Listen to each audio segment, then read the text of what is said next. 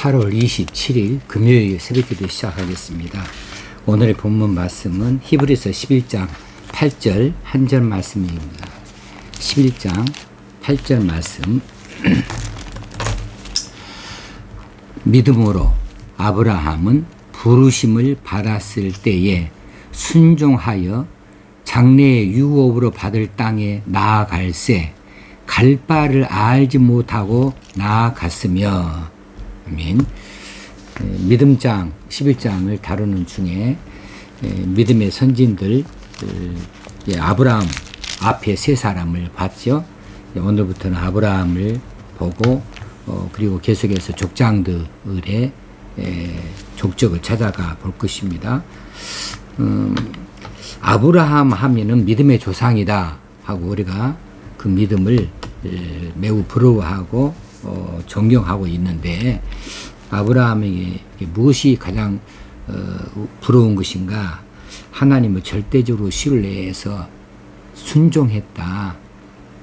잘 아시는 대로 12장 창세기 12장에 있는 대로 이제 너는 너의 고향과 친척과 아버지의 집을 떠나 내가 네게 보여줄 땅으로 가라 했을 때에 갈 바를 알지 못한 채로 갔다. 오늘 본문 말씀에 나온 대로 이 믿음, 그렇게까지 순종하는 이 믿음에 대해서 우리가 많이 부러워하고 또 본받기를 원하지요. 오늘 그 내용에 대해서 8절 한 절 말씀이지만 조금 상세하게 살펴보려고 그렇게 생각을 합니다. 하나님께서 아브라함을 부르신 일은 창세기 12장부터 나오게 되어지지요. 아브라함이 부르심을 받았을 때에 오늘 본문에서는 그렇게 이야기했는데, 부르심 받았을 때 그때는 언제인가? 아브라함이 하나님의 말씀을 들은 때이죠. 너는 너 있는 곳을 떠나라 할 때에 그 말씀을 들은 때인데, 창세기 12장에서는 그 부분에 있어서 어떻게 말씀하고 있는가 하면은 여호와께서 아브라함에게 이르시되 그랬어요. 이르시되 하신 것은 말씀하셨다는 것이지요. 그죠? 말씀했다고 안 써져 있지만은 이르셨다 이 말은 말씀하셨다는 것을 가리키는 거 우리가 잘 압니다.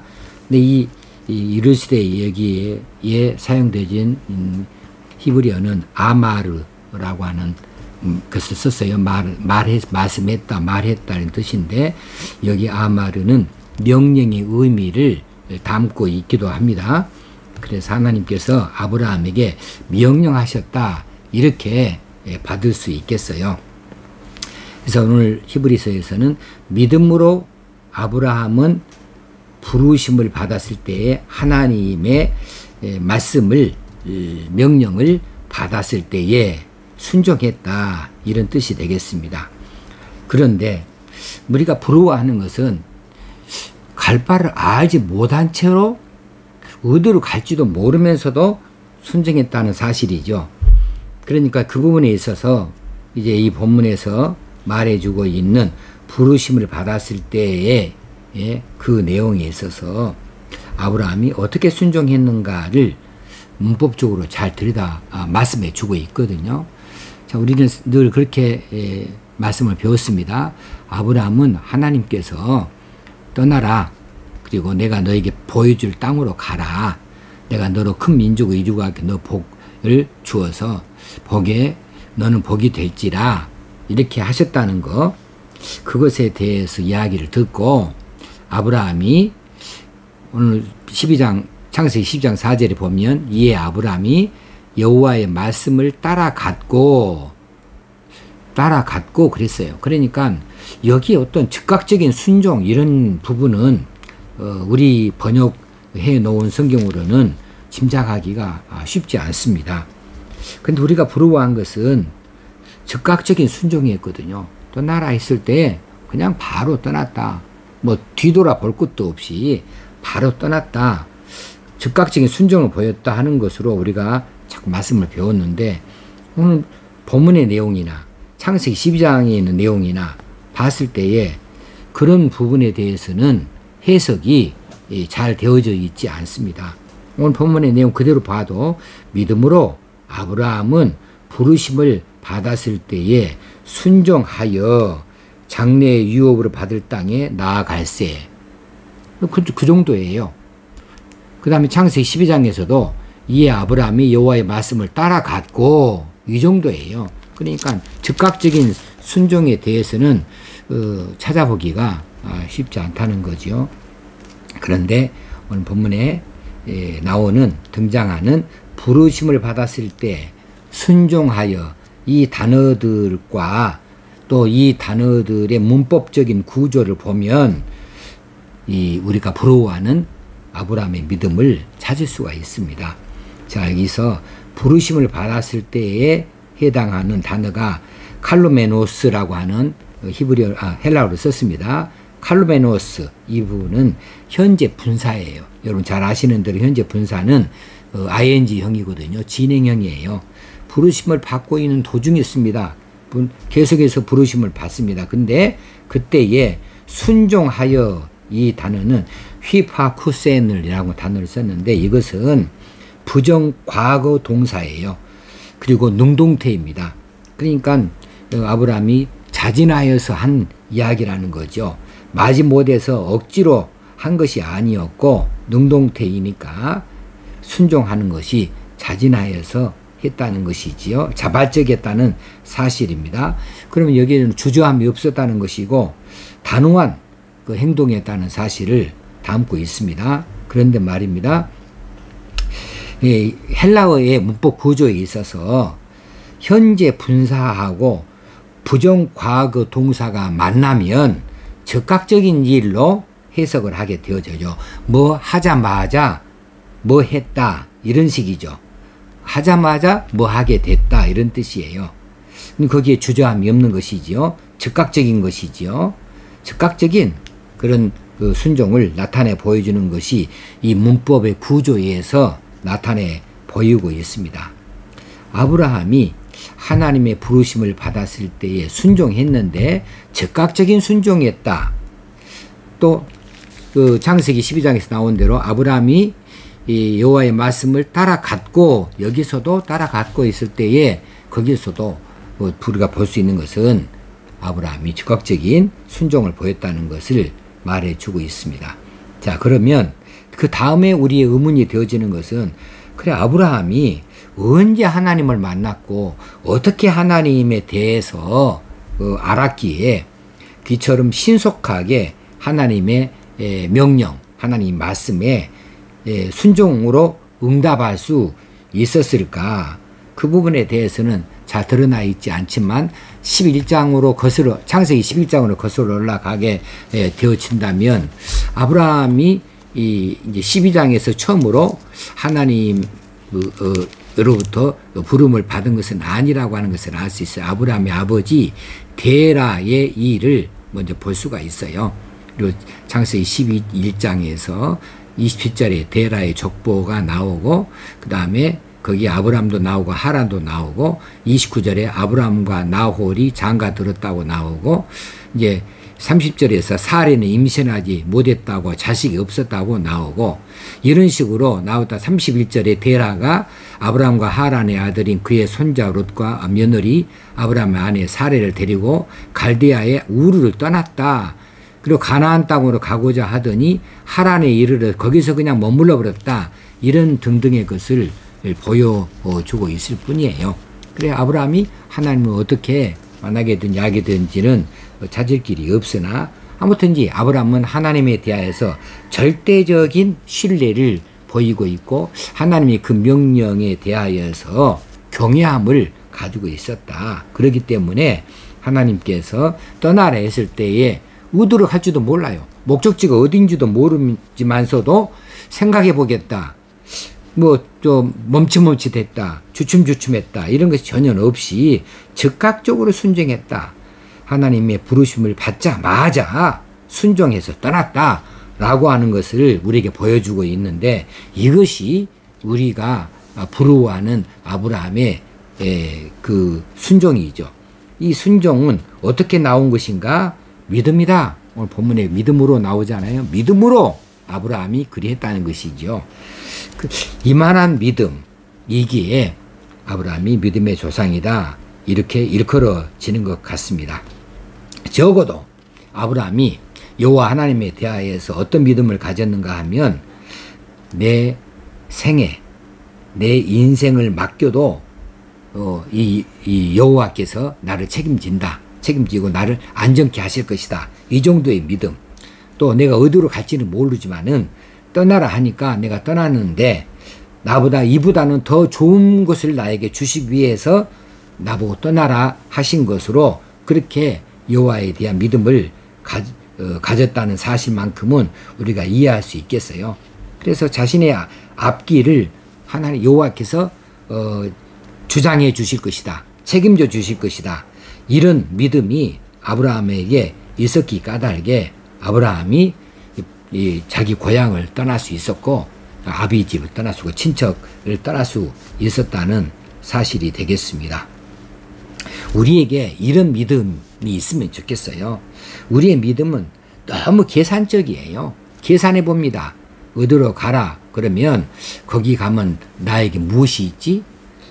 어떻게 그 과정이 어떻게 되는 것이지? 이거 믿을 만한 것인가? 나에게 정말 유익이 되는 거 맞아? 이렇게 자꾸 우리는 계산을 하게 되어지는데 아브라함은 그런 계산할 것도 없이 명령이 떨어지자마자 즉각적으로 순종하여 떠났다는 사실을 우리에게 보여주므로 우리의 본이 되어주고 있습니다. 하나님께서 지금도 우리를 부르시고 있어요.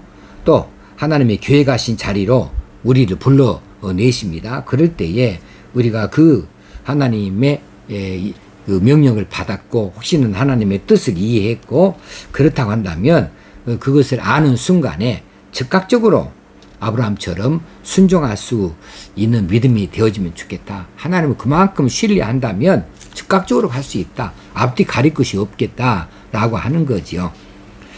8절에 그 다음에 연결되어지는 것이 장래의 유업으로 받을 땅에 나아갈세입니다. 이 말은 장래라는 것은 장차 있을 일이죠.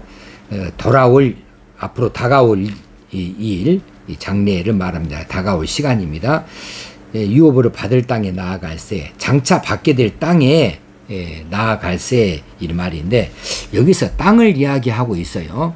이 땅이라고 번역이 되어진 이 단어는 토폰이에요. 원래는 토폰이라고 사용하기보다는 해계라고 이 단어를 써야 돼요. 해는 전과사이고 계는 땅이라는 뜻이에요. 그러니까 그 땅을 하나님께서 생각하시는 그 땅, 아브라함이 옮겨가서 살게 얻어질 그 땅이라고 한다면 이 땅이 해계를 써야 돼요. 그 땅이라고 써야 된다. 그런데 그 계를 쓰지 않았다고. 이 계는 단순히 땅만 가리키는 그 뜻밖에 없어요. 그런데 오늘 본문에서는 유업으로 받을 땅 할 때에 그 땅을 토폰이라고 썼다는 것이에요. 이 토폰은 장소를 의미할 뿐만 아니라 그것 이외에도 이미 형성되어진 도시를 말해요. 도시는 하루아침 형성된 거 아니잖아요. 거기 안에는 수없이 많은 것들이 복합적으로 얽히설키 필요에 따라서 있게 되어지는 그런 그 장소를 말하는 거 아니겠습니까? 그런 형성되어지는 도시를 의미하기도 한다 그 말이죠. 그래서 이 장래 유업으로 받을 땅이라고 하는 것은 뭐 황무지 어떤 땅을 말하는 것도 아니고 이제 우리가 잘 알고 있는 대로 가나안 땅, 궁극적으로 가나안 땅 말을 했는데 가나안 땅만 가리키는 것도 아니고 하나님께서 아브라함을 불러내실 때에는 가나안 땅과 더불어서 그것은 물론이고 더불어서 하나님께서 이미 형성해 놓으신 그 도시 하나님 나라를 생각하시고 그것을 유업으로 주시려고 유업으로 받을 땅이라고 하는 표현을 사용할 때에 토폰이라고 하는 단어를 쓴 것이 아니냐 이렇게 우리가 생각할 수가 있겠습니다. 자, 그렇다고 보면은 아브라함이 지금 나아가야 할 길은 최종 목적지는 가나안 땅만이 아니죠. 가나안 땅일 뿐만 아니라 더 크게 봤을 때에 하늘 도성, 더 하나님의 나라, 천국을 가리킨다고 생각하고 아브라함이 그곳에 하나님께로부터 부름받아서 그곳으로 나아가도록 되어져 있었다는 것을 우리에게 말씀해 주고 있는 것 같습니다.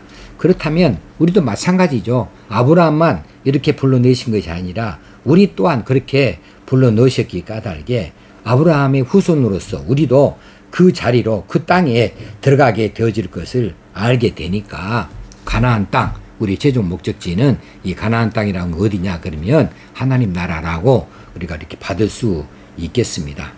거기로 우리를 불러들이시려고 하나님께서 우리 있는 자리에서 떠나라. 우리 있는 자리는 바로 죄악의 자리이지요.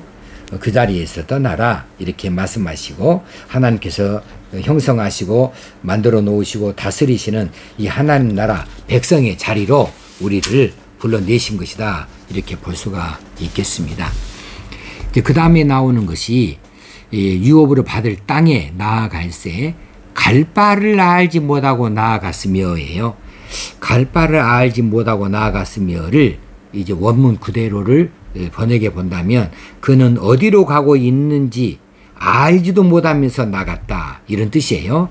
어디로 가고 있는지 그 진행형 어디로 진행하고 있는지 알지도 못하면서 가고 있었다 라고 하는 뜻이 되어집니다. 예, 그게 갈 바를 알지 못하고 나아갔다는 뜻이에요. 그래 하나님께서 인도해 주시는 대로 그냥 가는 거지요. 하나님께 온전히 다 맡기고 아브라함은 지금 출발했고 그 길을 밟아가고 있는 것이다 이렇게 볼 수가 있겠습니다. 사실 미지의 세계를 향하여서 우리가 뭔가 출발하게 된다면 근심 걱정이 많아요. 어쩔 때는 두려움도 있고요. 왜냐하면 알지 못하니까 뭐 준비할 것도 준비를 못 하잖아요. 뭐 알아야 뭐 준비를 하지요. 미지의 세계예요. 전에 가본 적도 없고 들은 바가 없는 데예요. 그런 자리를 향하여서 이제 우리가 나아간다라고 하는 것이 결코 쉬운 일이 아닙니다. 그래서 종교개혁가 장 칼빈은 이렇게 말했어요. 우리가 멀리 떨어진 미지의 것을 찾기 위해 손 안에 가진 것을 버린다는 것은 보통 믿음의 시험이 아니다. 손 안에 가진 것을 버린다. 이건 이미 기득권이에요. 이미 현재형 갖고 있는 거예요.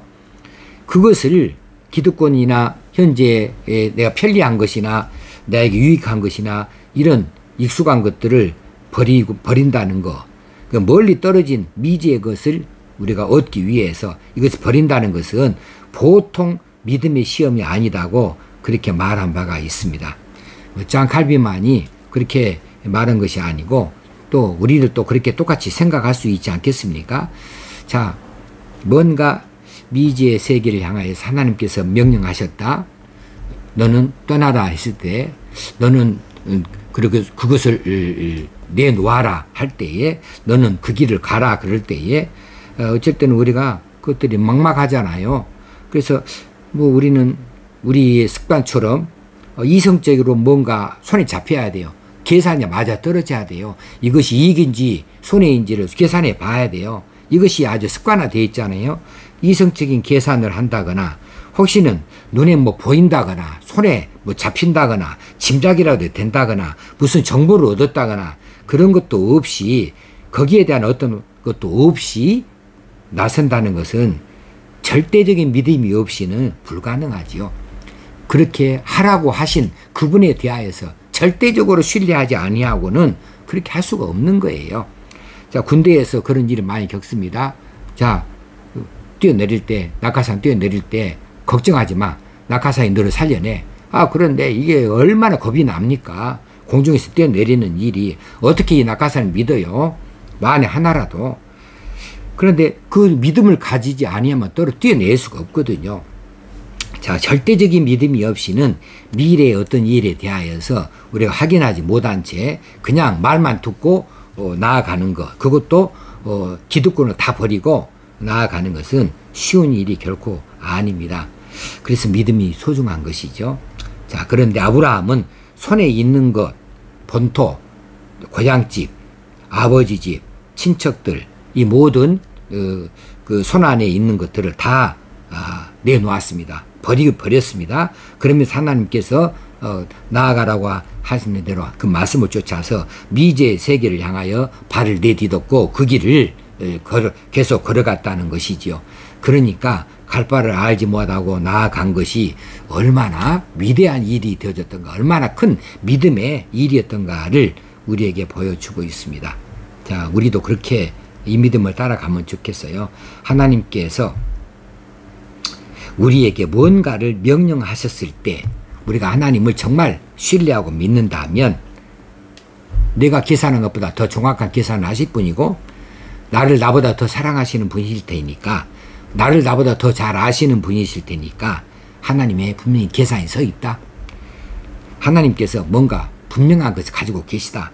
그러면 그것을 믿는다면 우리가 망설임이 없이 즉각적인 순종을 보일 수 있을 것으로 보여집니다. 그러나 우리 그것이 아니라면 망설이게 되어지죠. 의심하게 되어지죠. 그리고 주춤거리게 되어질 수밖에 없는 것이지요. 자, 우리 하나님을 정말로 신뢰하는가, 정말로 믿는가, 그렇다면 즉각적인 순종을 나타내내 보이는 것이 우리가 하나님을 믿는 그 믿음에 대해서 증명하는 것이 되지 않겠는가 싶습니다. 그래야 믿지 않는 사람들하고 차별이 나오는 거지요. 우리가 그런 믿음을 보일 수 있도록 하나님께 더 큰 믿음, 더 끈끈한 믿음, 계산하지 아니하고 온전히 신뢰할 수 있는 믿음을 그렇게 구할 수 있어야 되겠습니다. 오늘도 그렇게 믿음의 삶을 살아가시게요. 기도하겠습니다. 하나님 아버지, 오늘 또 이렇게 아브라함의 즉각적인 순종, 갈 바를 알지 못하고 나아갔다고 하는 이 절대적인 순종을 우리가 배웁니다. 이런 큰 믿음을 우리에게도 허락하여 주옵소서. 결정적인 순간에 하나님의 명령에 우리가 즉각적으로 순종할 수 있는 저희들이 되어줄 수 있게 하여 주시옵소서. 우리 주님 예수님의 이름으로 기도드리옵나이다. 아멘. 오늘 하루도 큰 믿음으로 사시게요. 감사합니다.